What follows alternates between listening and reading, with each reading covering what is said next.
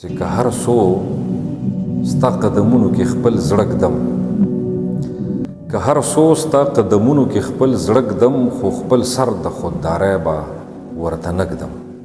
السلام علیکم ګرانو کتونکو. د پښتو د جدید غزل یو نوموړی شاعر ارواښاد اکرام الله ګران صاحب و.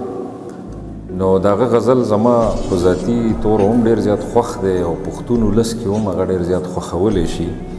څه ملګرو فرمایش و چې دغه غزل زه تاسو ته وړاندې کړم.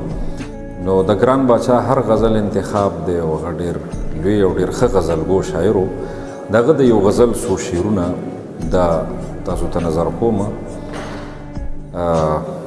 ګران صاحب مطلع کې وایي چې که هر څو ستا قدمونو کې خپل زړه ږدم، که هر څو ستا قدمونو کې خپل زړه ږدم، خو خپل سر د خوددارۍ به ورته نه ږدم.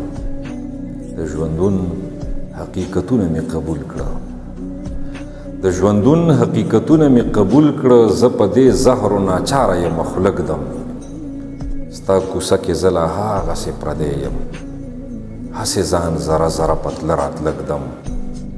ستا احساس ښه لیونی کړم محبته، چې د ګل په ځای په څڼو کې واښه ږدم.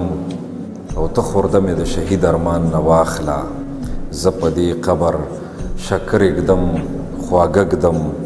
ګرانه زه هم د غزل ډولو سینګار کړم، خپل ذره ذره زړګی ورته رانجه ږدم.